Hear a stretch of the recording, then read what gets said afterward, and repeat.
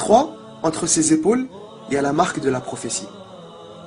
Un jour, il y a un groupe de marchands arabes qui sont venus à Amouriya. Et Salman, il leur a demandé de l'emmener avec eux en Arabie en échange de son argent et de la vache qui lui restait. Donc ils ont accepté et ils sont partis ensemble. Sur le chemin, ils passent par la ville de Wadi al-Qura.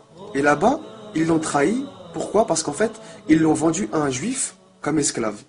Donc Salman, il était à son service. Et peu de temps après, le cousin du juif, il vient lui rendre visite. Et il achète Salman. Alors le cousin de ce juif, il achète Salman et il l'emmène avec lui à Yatrib.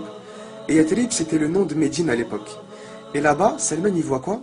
Il voit les palmeraies dont lui avait parlé le moine de Amouriya. À ce moment-là, le prophète, alayhi salatu wassalam, il prêchait à la Mecque, bien sûr. Mais Salman, il ne le savait pas parce que c'était un esclave, il sortait pas dans la ville et il avait beaucoup de corvées.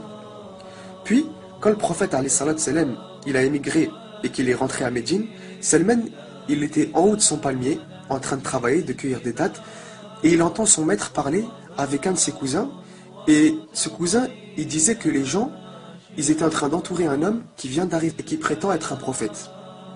Imagine toute l'histoire de Salman depuis le début, et à ce moment-là, Salman, il entend ça. Tellement il ressent une force inimaginable qui l'envahit, Salman, il a peur de perdre l'équilibre et de tomber, alors il descend du palmier. Et il dit à cet homme, qu'est-ce que vous venez de dire?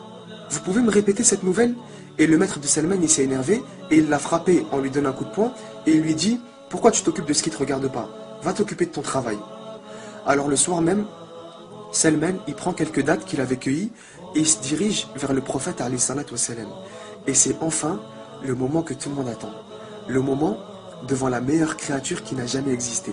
Devant le prophète alayhi salatu wassalam. Vous imaginez un petit peu ou pas? Est-ce que c'est juste des mots que vous entendez, juste une histoire que vous écoutez, ou est-ce que c'est un ressenti, une sensation qui nous envahit, comme si on était présents nous aussi à ce moment-là? Alors Salman, il lui dit, j'ai entendu dire que vous étiez un homme pieux, et que vous aviez des compagnons qui travaillent durement. Voilà pour vous quelques dates que je gardais pour vous en faire aumône.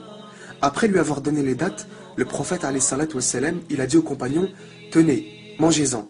Mais lui, alayhi salatu wassalam, il n'en a pas mangé. Et à ce moment précis, Salman, il s'est dit, voilà le premier signe de la prophétie. Donc, Salman, il s'en va, il ramasse quelques dates, et quand le prophète, alayhi salatu wassalam, il est venu s'installer à Médine, il va le voir, et il lui dit, j'ai remarqué que vous ne mangiez pas l'aumône.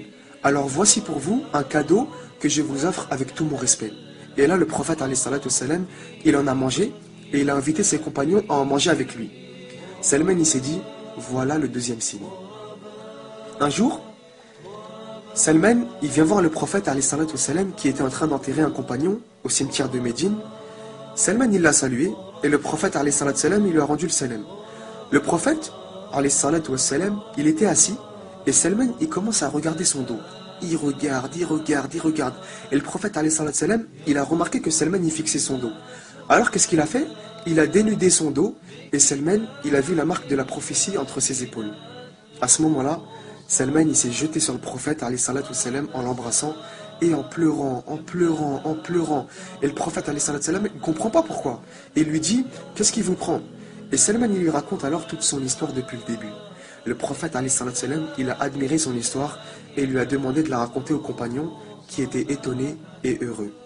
Alors Salman a embrassé l'islam et il a été délivré de l'esclavage. C'était l'un des meilleurs compagnons et d'ailleurs, il était gouverneur de certains pays à l'époque des califes après la mort du prophète alayhi salatu wassalam. Après toutes ces histoires et ces émotions, l'histoire du fameux Salman el-Farisi ne fait que commencer. Pourquoi Salman est-il connu pendant la bataille du fossé? Pourquoi Salman était si détaché de ce bas monde? Pourquoi les compagnons avaient tant de respect envers lui? Comment est-il devenu le calife de Médine?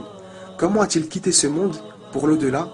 C'est ce que nous verrons dans notre prochain épisode de la série avec l'aide du Créateur des cieux et de la terre.